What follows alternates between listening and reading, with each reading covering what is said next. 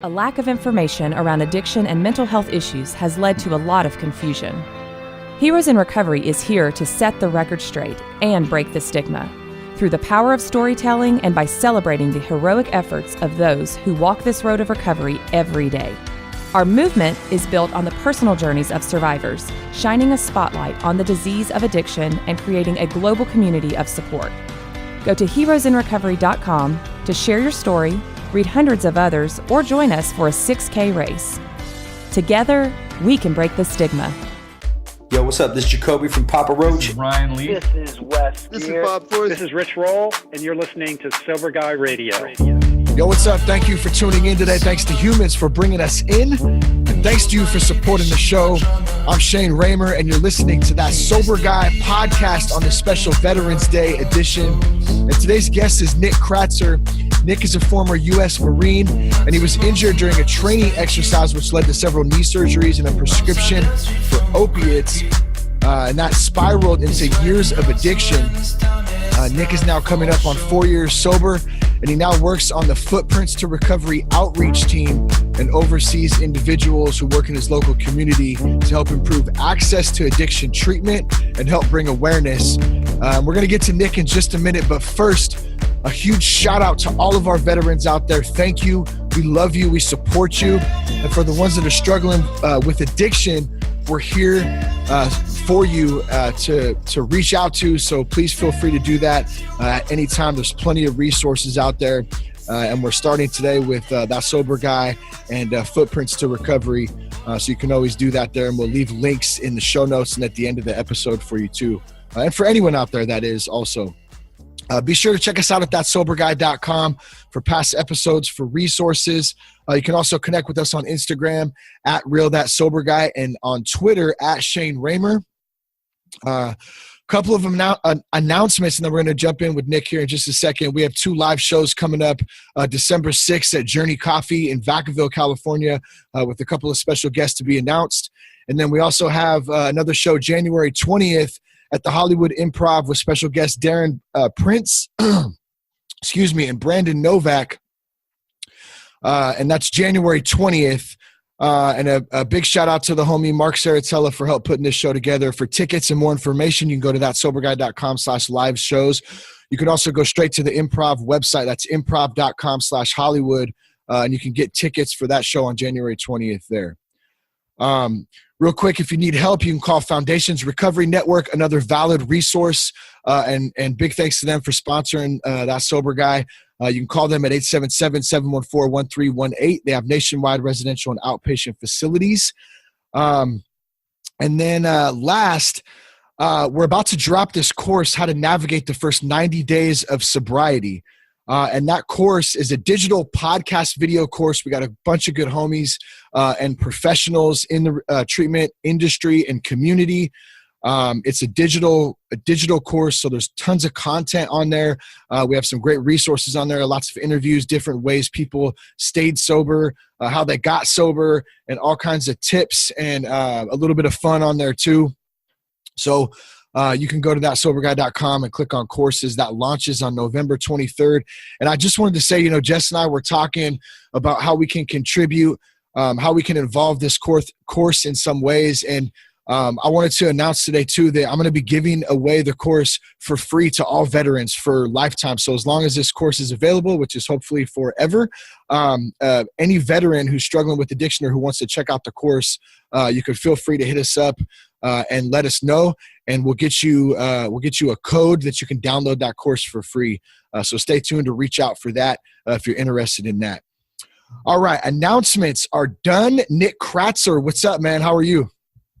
Hey, good morning, Shane. How are you? I'm great. I'm good, dude. Did I pronounce your last name right, too? I forgot to ask you before we started. Is it Kratzer or Kratzer? It is Kratzer. Okay, cool. Kratzer. You're the only one that ever gets it right the first time. That's funny, man. I feel you on that because I get Rammer all the time. I'm like, it's Raymer. I said, man, there'd be 2 M's if it was Rammer. It's Raymer. So good stuff, man. How are you, bro?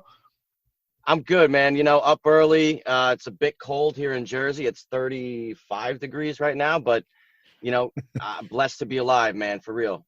Yeah, that's awesome, dude. Yeah, I love technology connecting folks. I'm all the way out in California. You're in New Jersey, so we're talking some recovery today, and I'm glad that you and Allison reached out from Footprints to Recovery and connected with us, and now we're getting to talk some recovery on Veterans Day. You're obviously a veteran. When did you go into the Marine Corps? I shipped out to Marine Corps Boot Camp Paris Island October 6th of 2003. Damn, nice. So right after high school. Yeah, right after let's see, well, that would have been 2 years after 9/11 as well. So I mean, it was hot. I mean, it's still hot today, I guess, but it was hot back then too. Absolutely. My father is a former Marine. I have uncles that were, in the armed forces. Grandfathers both served, Korea, Vietnam, World War II. So it's kind of Wow. like it's I take big pride in it, Yeah, so it's ran in your family for a long time. That's cool. for sure. I feel like a twin right now. We both got red hoodies on. The only thing yours is cooler because it says Marines on it. But I just noticed that. I'm like, oh shit, man, we're rocking it, man. Well, that was the early phone call we coordinated, right? That's like a couple of chicks, right? Yeah. That's Great cool. minds think alike. That's right. So, man, let's kind of dive into you a little bit, bro. Let's get to know you a little bit. Did you grow up in Jersey? Is that where you're from, or is that where you're at now? I did. I grew up in New Jersey.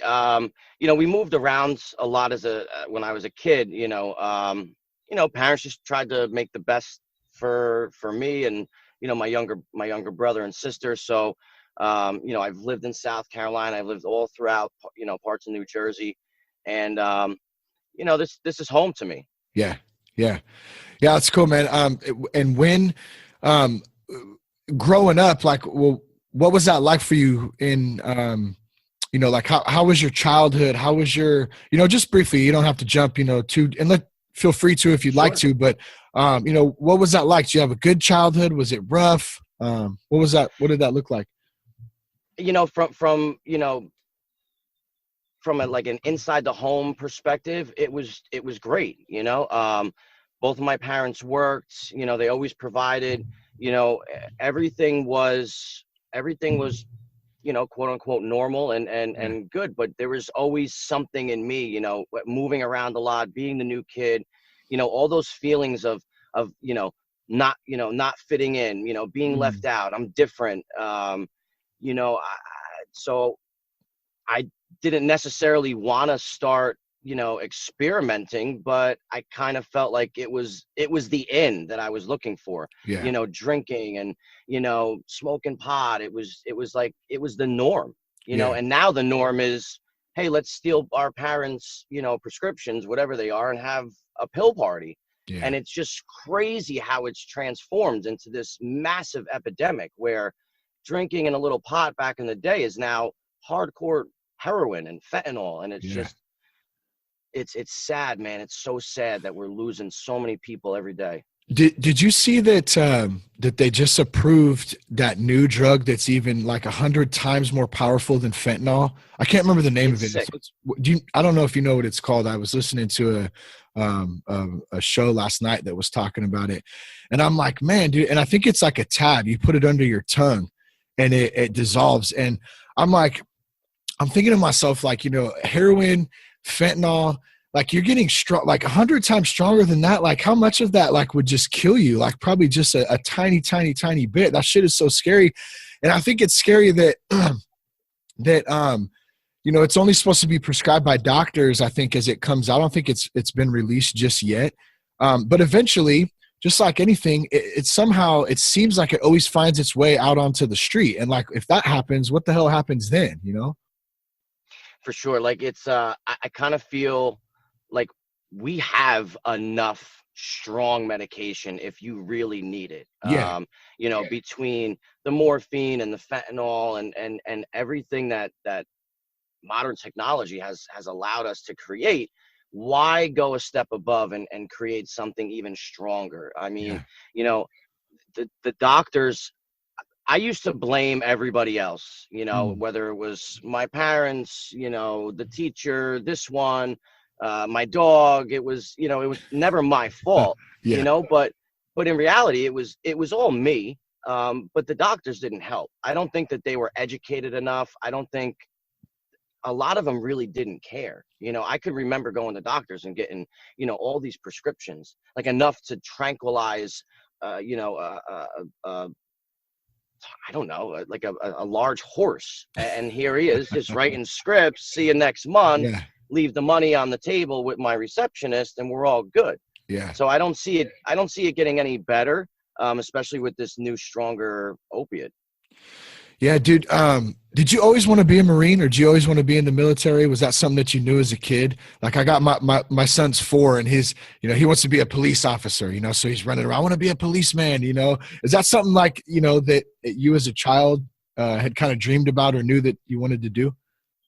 Always. My father grew up, growing up, my dad would always, talk to me and kind of instill that, that discipline, that, the honor and things. And, used to see him in his, pictures in his uniform. And, I kind of, around that time, growing up, it was like cops and robbers, but it was like, oh, I'm going to play the Marine and cut down a broom handle and, chase you through the streets. Yeah. But yeah, it was always a lifetime, lifelong dream of mine. And, that was, one of my proudest moments ever was getting, earning that Eagle Globe and Anchor and having my father, who had gone through Parris Island decades before me, be there at the ceremony. It was amazing. When you were in high school, were you starting to experiment like a lot of I mean, I know, like, for me in high school, that's probably when I started. Like, I started using drugs, drinking about 15, and like high school, it was all kind of fun and like stupid shit stuff going down. And, so I'm trying not to curse right now. We talked a little bit about that. I caught myself. I'm proud. I'm very proud of myself for that. You're kind of experimenting though. And then as I got older, that's when it really, kind of progressed fast. What did that look like for you in high school and right before you went into the Marines?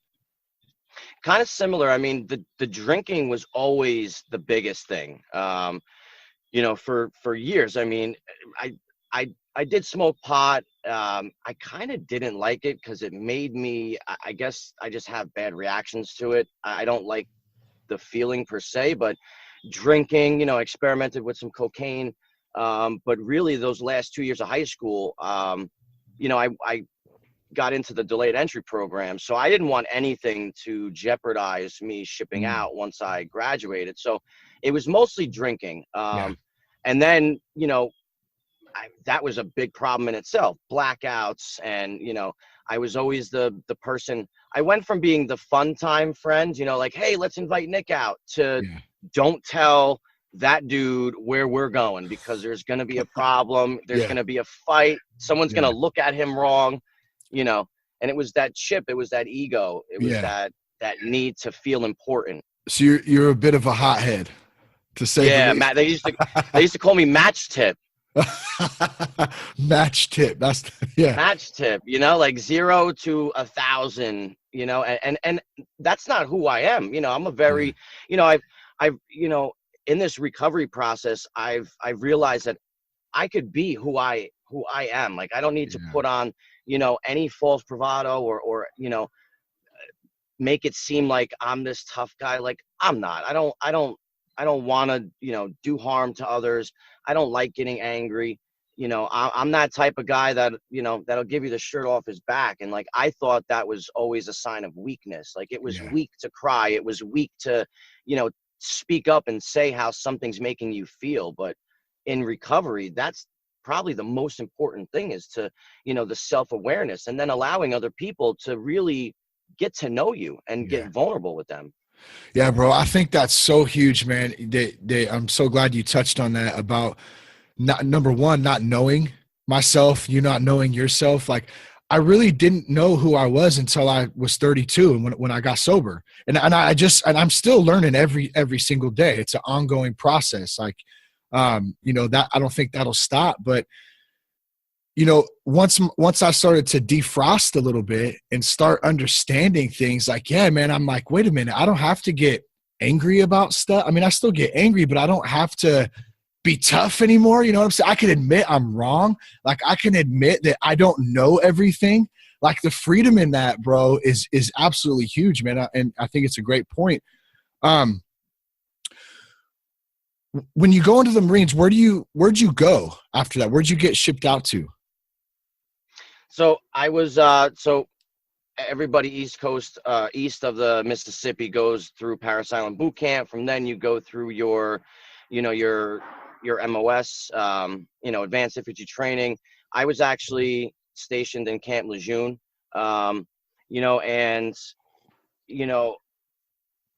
that whole process, like going out, in North Carolina, with other Marine buddies and just feeding that fuel, the drinking and I feel like I never got a chance to fully, to progress. I thought, my plan after boot and, senior NCOs letting me know about how much potential I have. I thought I was going to be a lifer, and, it was unfortunate. It was so stupid accident, training accident. We were doing some night movements and, I rolled my ankle on a rock and twisted my knee and went down with all the weight that I had on me, and I snapped everything in my leg. So, surgery after surgery and from that first painkiller, that was it, and what they prescribe you, like right out Norco or Percocet or something stronger than that? Right off the bat, it was like Percocet, 10s, and then after each surgery, then the Roxaset started to be prescribed. In addition to, well, let's take Ambien to go to sleep, take some Xanax because your anxiety, maintain the painkillers. So eventually, I wound up, I was honorably discharged, and I find myself back home, miserable, hooked on these painkillers, and still in a lot of pain, but also a lot of guilt and shame, and poor me, why did this happen to me? Like, this isn't how it was supposed to be. Very angry, and I wound up having 2 other surgeries, so 4 total, and it went from doctor shopping, because eventually what the doctor was giving me wasn't enough. For somebody who was just prescribed it and was taking it as prescribed and not hooked at that point, it would have been more than enough.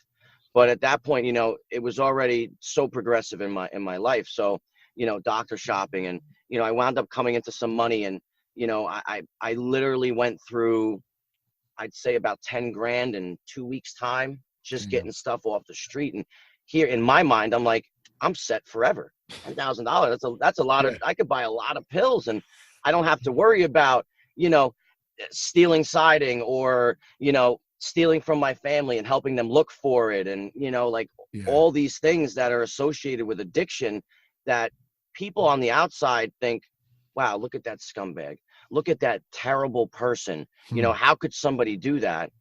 And I try to tell people, and it took a long time for me to even understand, I'm not a bad person. You're not a bad dude. We're not bad people. We just do bad things in active addiction because we have one thing on our mind, and it's more.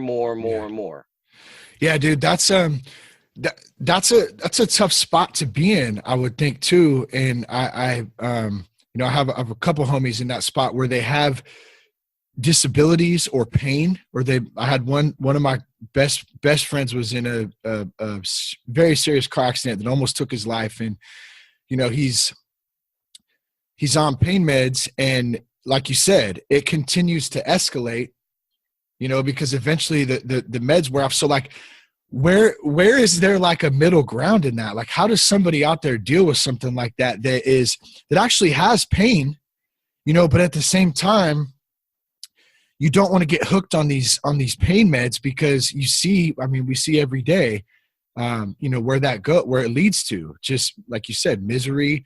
People overdose on them. People die from them. I told him, I said, bro, I don't want to see you die, straight up, because it's it's a really, really tough spot to be in.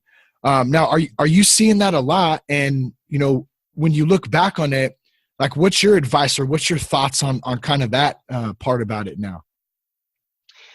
So yeah, that we're seeing that a lot, you know, whether it be from, you know, veterans coming back or, you know, I mean, kids, I mean, they're, you know, a lot of people, my story's not, you know, not unique. A lot of people suffer an injury, could be playing football in high school, you know, it could be getting into a car accident, and then they're prescribed all of these hardcore painkillers, Yeah. and they do work for pain, absolutely.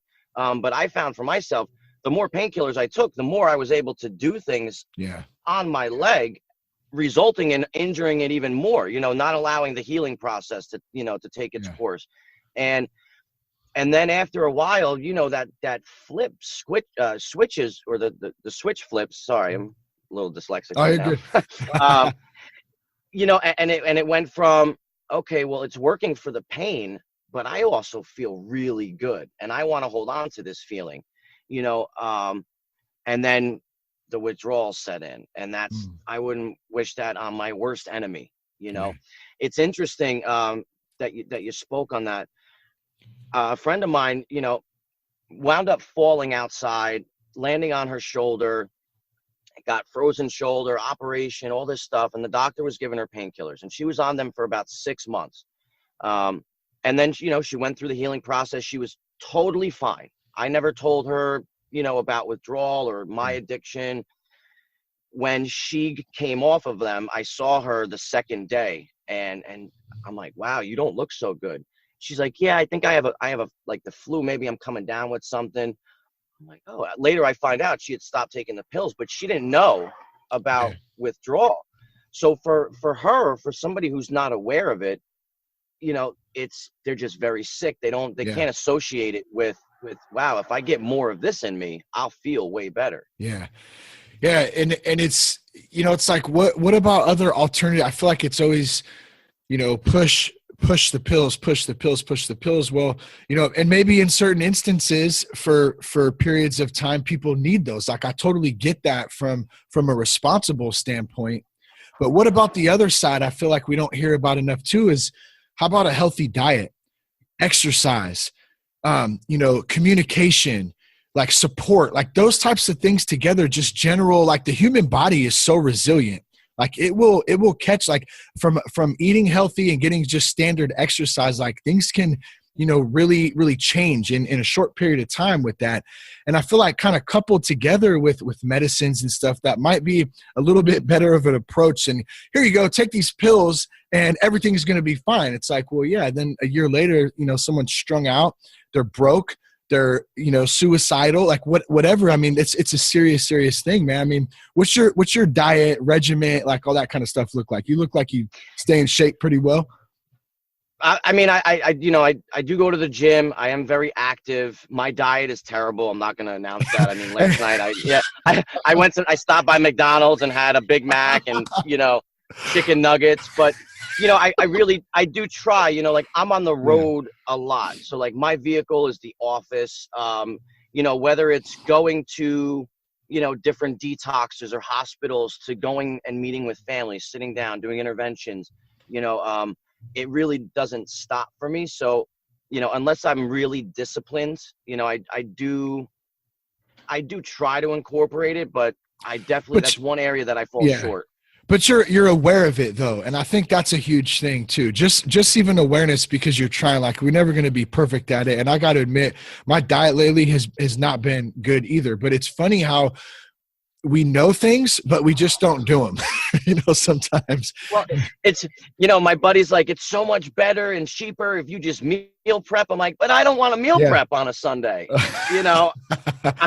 I kind of want to watch football, and, you know, I know the phone's going to ring at some point, and it's just like, let me get myself together. Like Sundays are a day for me to prepare for the week, you know, emails, checking in with my team, spending time with family, right? Because I have 2 little nephews now who I'm involved in their life, and it's so amazing. That's the miracle that happens, you know, at least for me when I got clean, is like people started wanting me around once they saw the change. So I try to keep that healthy balance. But yeah, I don't want to meal prep on a Sunday. I'm sorry. That's I, I love the honesty, man. And I've tried, I always go through these cycles. It's like, oh man, like I'll go super hard for like, for a couple months, man, I'm prepping, like everything's dialed in. And then one little slip up, and this is why I'm so scared of addiction. Like when I compare this to drugs or alcohol or anything, any substance, is one little slip up with just say like food or something. I found myself, I've done this so many times where I slowly start to go back. And then before I know it, 2 weeks in, I'm eating just like dog shit again. You know what I mean? Like, and if I compare that to yodels and yeah, like sugar's a big one. And we hear this a lot of time in recovery because sugar's a drug. And for me, that sugar, it's comforting. It makes me feel good. Like it's something that's sure. It's almost like a self-destructive thing too. I don't use drugs or alcohol to self-destruct. I'll use food now. You know what I'm saying? So it's like, it's very, because that's socially acceptable. I mean, it's just like drinking. A lot of people in America don't believe that alcohol is this serious thing, but it's maybe one of the worst drugs. Yeah. You can go to any liquor store, you could whatever, and you could literally drink yourself to death. And that death would be more acceptable than somebody overdosing on heroin, which is so crazy to me because, like Shane, I was talking about this when I was out in Chicago last week. We, when I went through high school and we had those educational health classes, it was so taboo and so, the skull and crossbones on the heroin and cocaine and, it was terrible, but just smoke pot, just have a drink. Like that was the normal back then. Now, we've gone light years ahead and it's like heroin's the normal.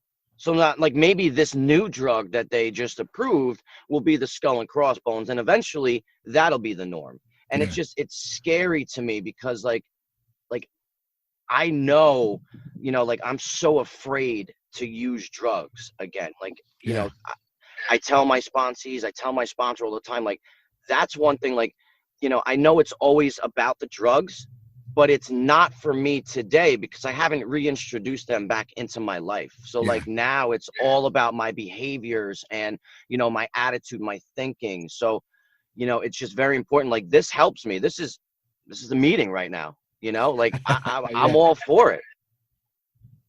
So I just looked up. It's called Dysuvia, by the way, too. That the drug, and I think I said it's 100 times. It's 10 times stronger than fentanyl. But still, I mean, that's some scary stuff right there. And I think from what I heard last night too, was that the FDA approved it to be used on the battlefield actually.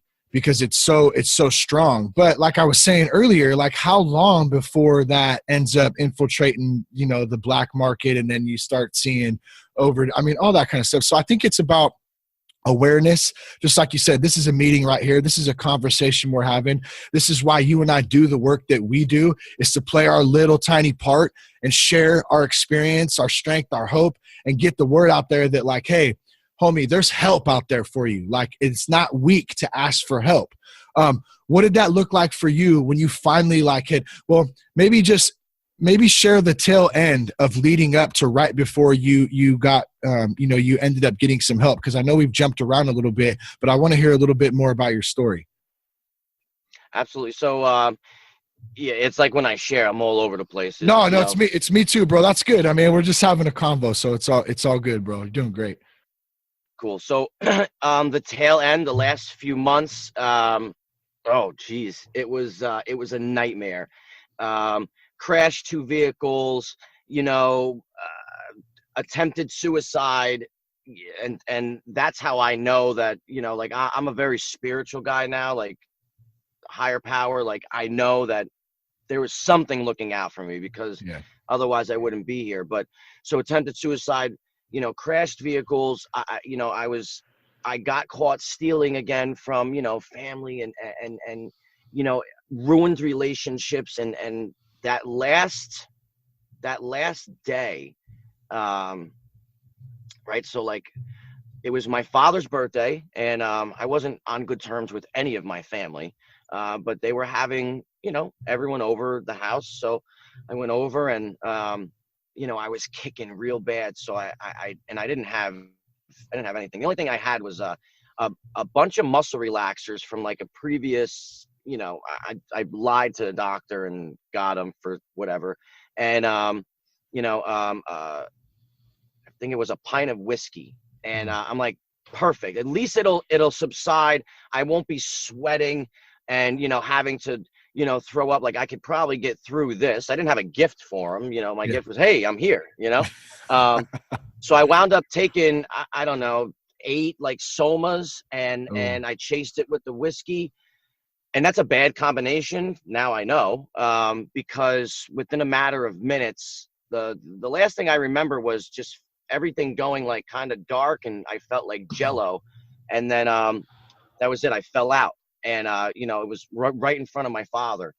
So he's yet to open any of the gifts that, people have got him for his that birthday because it's just too hard for him. So they rushed me to the hospital, codes. They worked on me. I woke up. It was probably about 3:00 in the morning, laying all alone in the hospital bed, still going through really bad withdrawal, still kicking really bad. And, I kind of just had like a come to Jesus moment where I had no other ideas. I was out of ideas on how to manipulate and get more money to get more drugs. I was like at the end, I was so desperate. Like, I don't know if you can identify, but like those last years, especially that last month, like I didn't want to use anymore, man. I didn't want to use, but I had to. And, it was just so crazy to me. Like, I'll stop after this. Like, let me just get one more so I can feel better. And then it was just this never ending cycle. And, so fast forward a little bit, they wound up, screening me. And I finally asked for like real help because I had tried like outpatient providers and, go see a therapist and lie to them and hopefully get some meds, whatever they were at that point, but I went to detox and then, from detox, I actually went to Footprints to recovery. And like, let me tell you, like this place without them and me doing the work, of course, like I know that I'm the only one that's responsible for my recovery. Yeah. There's people that help, that I need, but ultimately it comes down to us. But they really have this unique approach, man, where it's like, we're going to focus on the drugs and alcohol and, the addictive, behaviors, but we're also going to teach you how to live life again, like going to the gym and, exercising, movement therapy. Let's teach you how to go grocery shopping or balance a bank book and write a resume. Like these simple things that normal people take for granted as a part of, hey, I just have to grow up and I have to pay my bills on time. Yeah. I forgot about that. I thought that people were just giving me all these credit cards and I didn't have to pay them. I'm like, yay me. Turns out that that reflects your credit score, and it's still a process, like dealing with the damage of my past. So, I'm at Footprints and I just like really surrendered. Like I didn't even admit to anybody that I was doing heroin. This is how ashamed I was, and I thought that I was the only one. Yeah. I didn't admit that I was doing heroin until I got to Footprints. Like I had broken down in a group and like literally started crying and got up and ran to the bathroom. And one of the guys there came in after me and was like, look, man, you don't have to come in here and hide. Like, it's cool to show your emotion. And like, I had a counselor come and there was like these group of guys that like just kind of like surrounded me and just like let me know that it's okay to feel, right? Like that's part of the growing process. So I completed after just about 3 months of treatment and, feeling better, looking better on the outside. Cause I had went in 115 pounds, like eyes sunken in, like I thought I looked good too. Once I, when I was out there, you get that little bit so that you're not sick anymore. And you're like, wow, all right, great. Let's put on the suit. Let's see. Not even close. So I started to volunteer there for, I was really interested. I had met the the owner of the company when I first got there, and you know, I had told him my background, and you know, he's a real like he's such a supportive person in this process. Like, you know, that's how our whole organization is. We can talk to anybody anytime. There's an open door policy, and we work collaboratively as one unit, because it's, you know, Yeah. our ultimate goal is to help people and help guide them and help save their lives. So, And what do you, you know, as a way for, what do you do? So you said you travel around a lot. So what do you do exactly for footprints, and where are you around the map? so, well, right now my role is, I'm a regional outreach manager. So I have a team of people that literally are resources for anybody that's struggling, whether they're, Nice. you know, in another facility, hospitals, detoxes, or, you know, word of mouth. We work with non-for-profits. You know, we literally organize events just to get the word out there, so to give people, you know, that resource. Like, listen, you can reach out. You know, I have a work cell that is on 24/7. Last week, I got a call from one of the people in the hospital, and I had to put someone in detox at 3 a.m. Like it, and I'm not saying that to boast. Like, I answer the phone because I remember when I was ready. Like, there's that small window, and we need to be proactive. Yeah, that's huge. You know, so I go around, you know, mainly New Jersey, you know, Pennsylvania, that whole region. And, you know, the traveling piece of it, you know, I just make sure that as an outreach and as a company, like we're doing what we need to do. So any kind of, you know, promoting, any kind of just getting in front of as many people as possible to just broadcast it. Like, my mentality is, like, if just one person is listening to this, and it helps one person kind of put their hand up or pick up that phone, like, job done. That's you know, that's the high today, you know. Do you get to work with a lot of other veterans, or are you seeing a lot of you know, clients that are coming in that are veterans? So I do, you know, I started to work with, you know, some nonprofits in New Jersey, met some really good dudes. Actually, my tattoo artist, he started this, he's in the process of starting this non-for-profit, and he's a vet. So, you know, we don't take the insurance, but the best part about working in this industry and making all these connections is that I can get you somewhere. You know, we're working on, you know, doing more work with veterans. You know, we absolutely offer scholarships, like, from inception, you know, of the company, the start of the company. We've given out over $5 million worth of, like, treatment. So That's great. I mean, we are a for-profit, but we act like a nonprofit. You know what I mean? Like, yeah. Well, I think you brought up a good point. You know, I can't tell you how many times people have reached out to me personally, and then I hear other stories too, you know, of not everybody has insurance. And so it's really great to have resources there that can connect you, whether it's in your local area or out of your area, that at least they know somebody who can help and, like, at least get you started on somewhere. That's a big issue in the recovery community, just in general.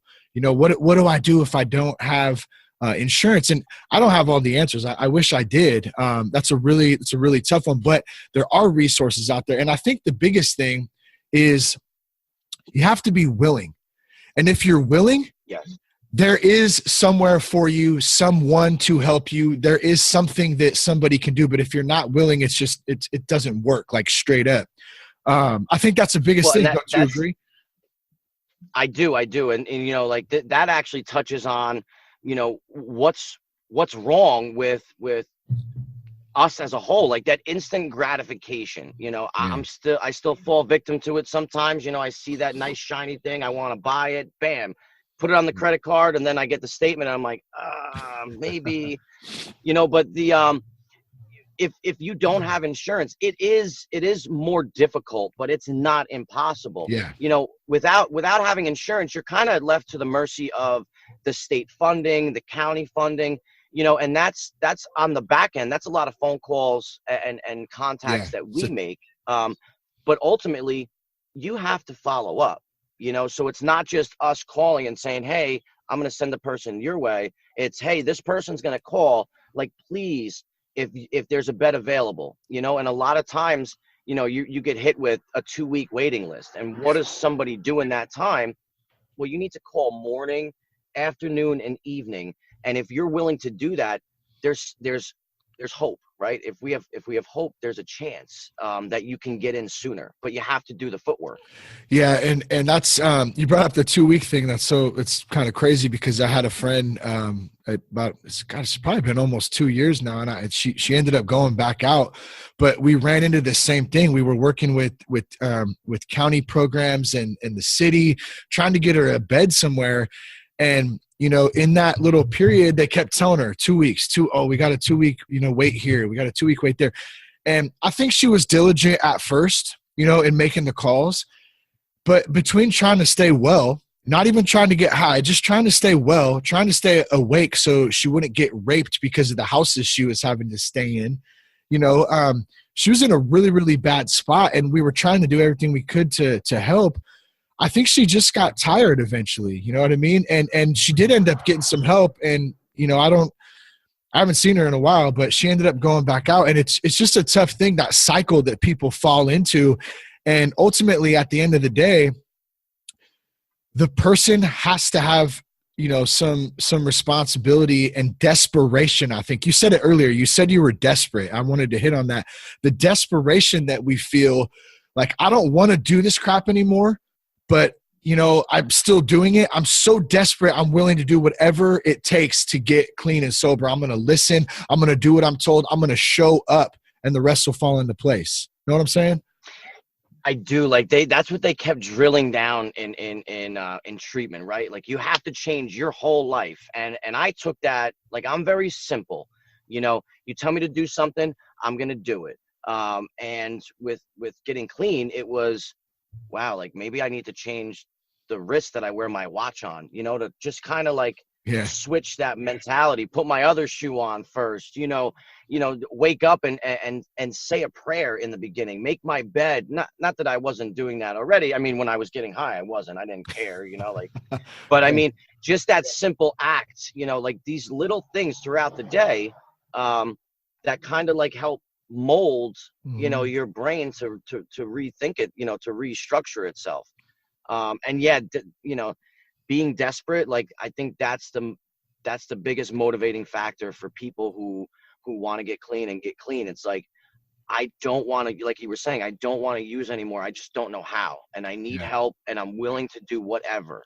Like, if some guy with 20 years, clean and sober, told me to stand on my left foot for 4 hours, and that was going to be it, like, I would have done my best, because I was just tired, man. I was tired.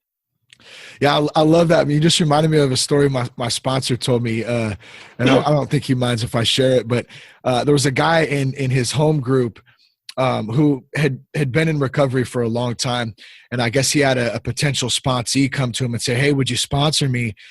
And he said, I want you to shave your beard. And the guy was like, what? Like, shave my beard? And he's like, yeah. I said, shave your beard. He's like, all right. So a couple of days later, he comes back and he goes, all right, I shaved my beard. And he's like, all right, cool, I'll sponsor you. I just wanted to make sure you do what I told you. It's like, wow. You know what I mean? Like, it's just pretty crazy, but like, yeah, you got to be willing to listen and to take direction, especially early on. It's so important. Right. Like, I see it all the time. Like, all these people that are telling how to help them. Like, obviously you don't know, just like I didn't know. I just need to, kind of just sit back, shut my mouth, like, retain some information. And then, it's applying, like, principles and like these little, cliche things. I belong to a 12-step fellowship, not here to promote anything, but like, I'm active in step work and sponsorship. I mean, Because if I'm not applying these things, what good is it? I could write, steps all day and I could talk the talk, but how am I feeling on the inside? That spiritual conditioning that, because I didn't have one when I was out there. Yeah. Yeah, dude, doing the work, man. I find myself saying that a lot and telling myself that too. Just show up and do the work. And the foundational stuff you just mentioned, 12-step meetings, sponsorship, community.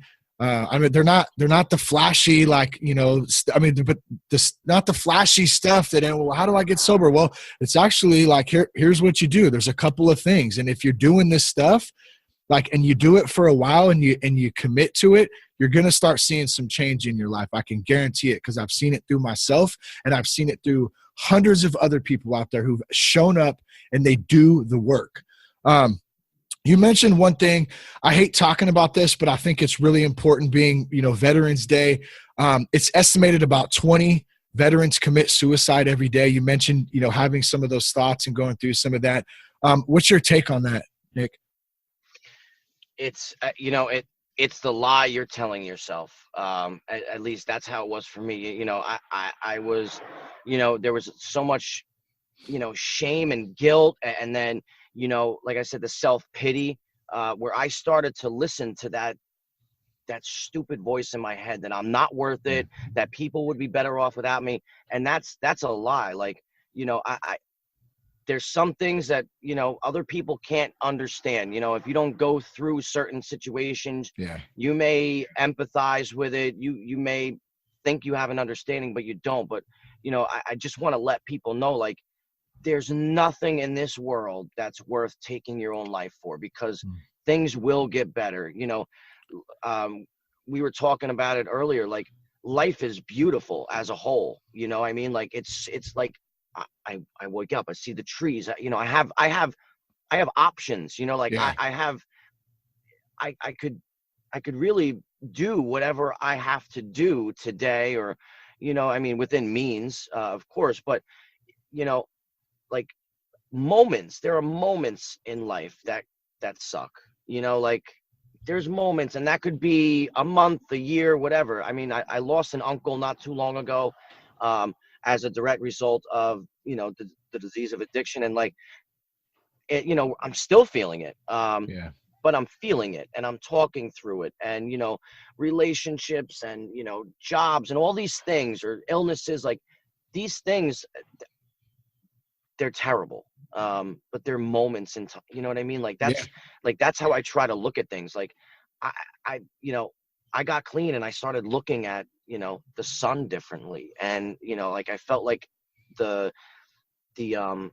like I was, like, had these goggles on for a long time that I couldn't really see or feel. And, like, it's just incredible.